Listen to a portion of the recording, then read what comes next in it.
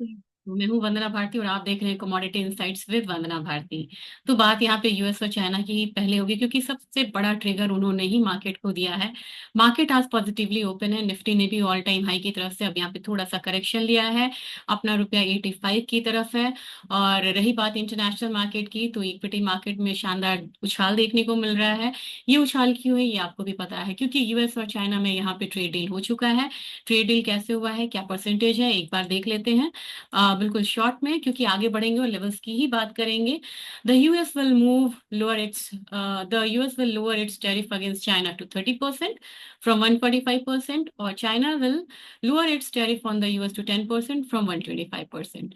इन short, अब जो पे 145% जो यूएस को चाइना पे लगाना था, जो उन्होंने थ्रेट दिया था, वो हो गया 30%। और चाइना जिन्होंने 125% का यहाँ पे एक थ्रेट दिया था, वो हो गया 10%। तो डील यहाँ पे कह सकते हैं कि अच्छी रही है। और इसका इम्पैक्ट देखने में टाइम लगेगा, इसका क्या एक पॉजिटिव इम्पैक्ट आया है। अब जो रेटिंग एजेंसीज हैं या रिसर्च कंपनीज हैं, उन्होंने जो चाइना का ग्रोथ उन्होंने 4.1% बोला था, उसको उन्होंने इमीडिएट बढ़ा करके, जो एक्सपेक्टेशन है फॉर 2025, उन्होंने कर दिया 4.8%। सबसे ज्यादा इम्पैक्ट किस पे आएगा, बेस मेटल्स पे आएगा, क्रूड ऑयल पे आएगा। क्रूड ऑयल ने इस न्यूज को नकार दिया है यहाँ पे, और उन्होंने ध्यान दिया है इस काउंटर ने किस चीज पे, क्योंकि यहाँ पे सप्लाई साइड पड़ने वाला है, जिसकी वजह से हम लोगों ने $62 के करीब से एक रेजिस्टेंस फेस करते हुए इस कमोडिटी को देखा है, और यहाँ पे एक डाउन साइड आ रहा है। लेकिन बेस मेटल काउंटर पे आज पहले बात होगी, क्योंकि यहाँ पे हमेशा हम गोल्ड से शुरुआत करते हैं, वो भी करेंगे। और यहाँ पे सबसे ज्यादा तेजी रहेगी चांदी में, जिसकी मैं कुछ दिनों से बात कर रही थी। एक बहुत बड़ा डिस्क्लेमर देना चाहती हूँ, क्योंकि जिस तरीके का माहौल बन रहा है, अभी चांदी गोल्ड को आउट परफॉर्म करेगी, ये शॉर्ट टर्म के लिए होता है, ना कि एंटायर 2025 के लिए। कहीं पे भी ये कंफ्यूजन नहीं रखिएगा कि 2025 में चांदी जो है गोल्ड को आउट परफॉर्म करेगी, क्योंकि ये अभी पिक्चर बाकी है। और जैसे कि आप देखते हैं कि यूएस और चाइना, यूएस और पाकिस्तान, इंडिया पाकिस्तान में यहाँ पे सीज फायर हुआ, उसके बाद वायलेशंस होते रहे। ट्रेड डील में भी ये वायलेशंस की अच्छी खासी संभावना यहाँ पे हो सकती है। अगर ऐसा हुआ, तो जो नीज ऑफ रिएक्शंस है वो मार्केट में आते रहेंगे। फिलहाल बात करते हैं अब यहाँ पे लेवल्स की ही फटाफट। आज मैं शुरुआत करूंगी बेस मेटल काउंटर से। मुझे लग रहा है कि यहाँ पे आपको जानना जरूरी है, बेस मेटल काउंटर में सिर्फ कॉपर ऐसी कमोडिटी है जिसने ईयरली पे आपको गेन दिया, जबकि सारी कमोडिटीज यहाँ पे डाउनसाइड की तरफ ही ट्रेड कर रही है। तो नेक्स्ट आप जिंक में एक अपसाइड मूव आता हुआ देखते भी हैं, तो आपको 256 तक का रेंज मिलेगा, यानी कि ₹3 यहाँ से अपसाइड की तरफ। और बेस मेटल काउंटर में आप अगर देखें, तो पूरे साल में इसने पॉजिटिव रिएक्शन नहीं दिया है, और बड़ी धीरे धीरे ये बढ़ रही है काउंटर। और ये एक चिंता का विषय है, क्योंकि पहले क्या होता था कि इक्विटी बढ़ता था तो बेस मेटल बढ़ता था। इक्विटी बढ़ रहा है और बेस मेटल का नहीं बढ़ना, यानी कि ये जो इक्विटी में अपसाइड का ट्रेंड है, ये हेल्दी नहीं है। या तो यहाँ पे रैली को कवर करेगा बेस मेटल और यहाँ पे तेजी आएगी, नहीं तो इक्विटी में एक फॉल आएगा या पॉज आ सकता है। इस बात की आप तैयारी 2025 में जरूर करिए। ये एक अलार्मिंग सिचुएशन है, जब इक्विटी मार्केट यहाँ पे ऑल टाइम हाई बना रही हो और बेस मेटल यहाँ पे चुपचाप बैठा हुआ है, क्योंकि दोनों में पॉजिटिव कोरिलेशन है। रही बात एल्यूमिनियम की, ये एक अच्छी कमोडिटी है, 240 तक ऊपर की तरफ जा सकता है, ये इसका रेजिस्टेंस है। इसे अगर ब्रीच करे, तब आप नेक्स्ट यहाँ पे मान के चल सकते हैं 245 वाला रेंज।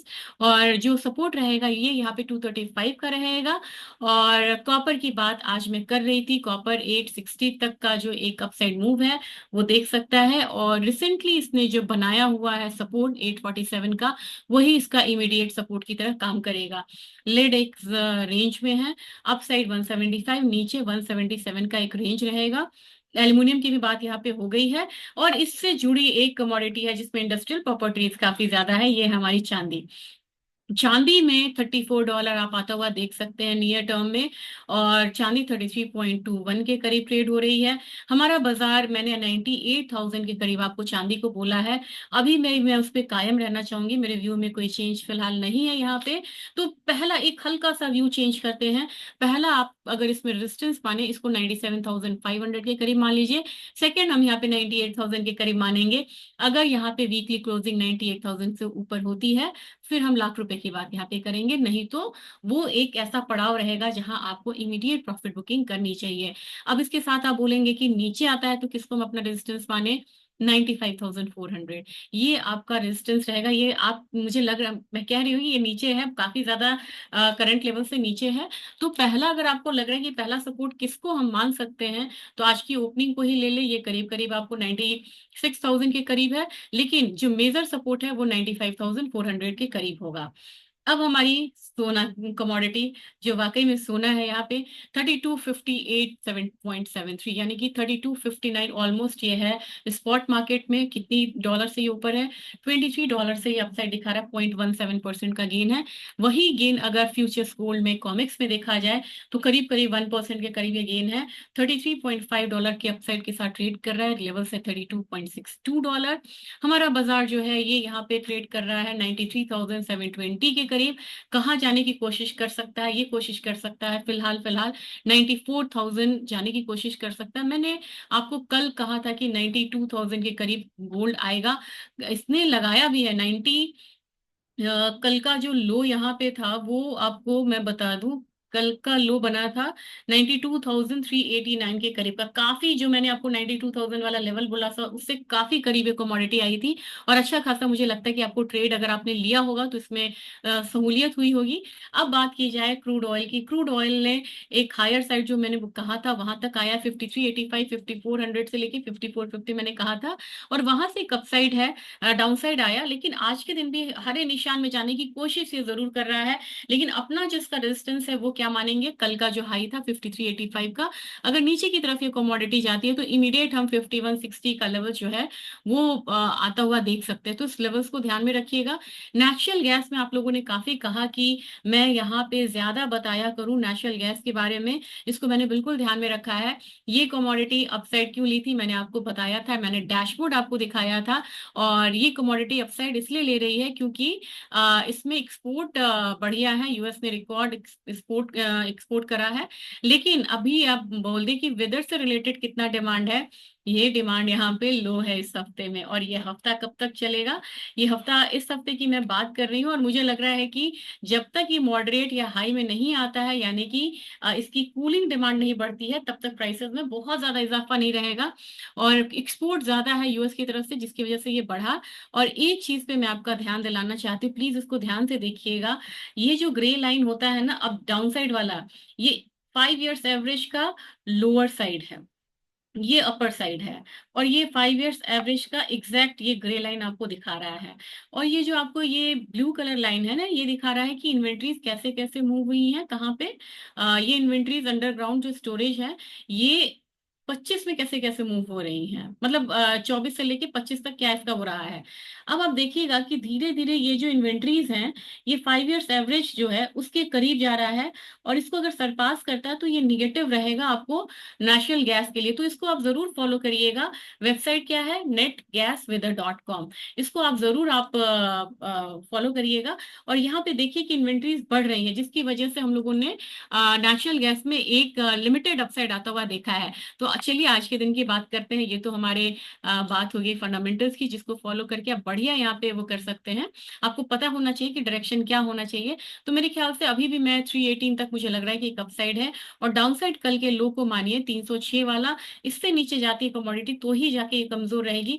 एक बात और बताना चाहूंगी, अगला जो कॉन्ट्रैक्ट है ये 314 के करीब है, अगला कॉन्ट्रैक्ट मेरे ख्याल से 342 के करीब है। अगर आप यहाँ पे बदला या रोल ओवर कॉस्ट से बचना चाहते हैं तो वहां पे भी वॉल्यूम आ चुका है, आप डायरेक्ट जून कॉन्ट्रैक्ट में ट्रेड करिए और पोजीशन अकॉर्डिंगली आप बताइए, बनाइए यहाँ पे। अब आते हैं एग्री काउंटर में। एग्री काउंटर ने एक अपसाइड लगाया आज के दिन, कल मैंने बाइंग दी थी, बाइंग क्या मतलब, मैंने अपसाइड बायस बोला था, यहाँ तो कॉल दे ही नहीं सकते। तो मेरे ख्याल से आज के दिन थोड़ा सा हायर साइड से इसने एक डाउन साइड लिया है। सपोर्ट 21,670 के करीब का रहेगा। और अगर ब्रीच करे ये वाला लेवल, आज का हाई, आज का हाई मैं मेंशन करना चाहूंगी, ये है 22,250, इसको अगर ब्रीच करता है तो ही जाके आपको नेक्स्ट लेवल जो अपसाइड का मिलेगा वो होगा 22,720 का। जीरा एक ठहराव के साथ यहाँ पे मतलब ट्रेड कर रहा है। लेकिन चमक यहाँ पे है हल्दी में, मुझे लग रहा है कि हल्दी में आपको अपसाइड में 14,575 तक के लेवल्स मिल सकते हैं। और जबकि सपोर्ट इसका रहेगा 13,800 के करीब का। तो मेरे ख्याल से इसमें जो अपसाइड है इंटैक्ट रहना चाहिए। और यहाँ पे धनिया ने धनिया ने काम खराब करा है और इसने 7,000 का लेवल तोड़ा है। 7,000। इस बार धनिया की लिवाली नहीं हो रही है। आप लोग बोलते हैं ना धनिया के बारे में बताइए। मैं कोशिश करूंगी कि मैं स्पाइसेस पे एक शॉर्ट नोट आप लोगों को दूं। और मुझे लग रहा है कि धनिया में इस बार 6812 वाला जो लेवल है, यानी कि 100 रुपए की जो गिरावट है और यहाँ पे देखने को मिल सकती है। इस कमोडिटी में डिमांड नहीं आ रही है, एक्सपोर्ट डिमांड बिल्कुल भी नहीं आ रही है, जिसका एक प्रेशर इस पे आता हुआ दिख रहा है। और कैस्टर में काफी अच्छा मूव था, 6400 तक आप एक बार नजर रख सकते हैं।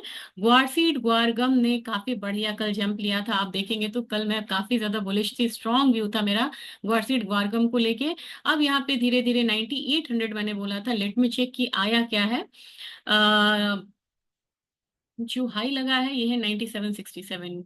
तो आज ये 9800 आने की कोशिश करे तो इसमें कोई मतलब आश्चर्य वाली बात नहीं है। लेकिन ग्वारसीड ऊपर से नीचे की तरफ आ रहा है, क्योंकि क्रूड में एक पॉज आता हुआ हम लोगों ने देखा है। तो मेरे ख्याल से क्रूड में पॉज आता भी है तो ग्वारसीड एक बार 5065 की तरफ जाने की कोशिश कर सकता है। अब बात यहाँ पे एक बार जाने से पहले मैं आपका ध्यान एक बार लेना चाहूंगी कि इकोनॉमिक रिलीजेस यहाँ पे इंडिकेटर्स क्या हैं। कल तो कुछ बहुत ज्यादा इंपॉर्टेंट था नहीं, लेकिन अगर आज की बात की जाए तो मैं आपको दिखाना चाहूंगी। ये लास्ट मेरा वो रहेगा, बने रहिएगा वीडियो में, क्योंकि आपको ट्रिगर्स पता होना चाहिए। 6 बजे के करीब आपको सीपीआई डेटा आएगा। सीपीआई डेटा थोड़ा सा बढ़ के आने की उम्मीद है, और जो ईयर ऑन ईयर है अप्रैल वाला, ये अनचेंज रहने की कोशिश करेगा। और ये वाला जो है मंथ ऑन मंथ अप्रैल का, ये बढ़ के आने की उम्मीद है। तो देखिए मिक्स डेटा आता है, क्योंकि यहाँ पे हम लोगों ने डॉलर इंडेक्स में एक गिरावट आता हुआ देखा है हायर साइड से। और सीपीआई डेटा पे डॉलर इंडेक्स काफी ज्यादा मूव करेगा। डॉलर इंडेक्स में भी आप देखें तो 22.2% की गिरावट है, क्योंकि ये 101.5 के करीब चला गया था, 102 के करीब चला गया था। और ये हुआ था यूएस में ट्रेड डील की वजह से। तो मेरे ख्याल से ये अपडेट्स था, अपडेट्स को शेयर करिएगा ताकि ज्यादा लोग तक इसका रीच बढ़े। और क्वेरीज के आंसर मैं करूंगी। Thank you.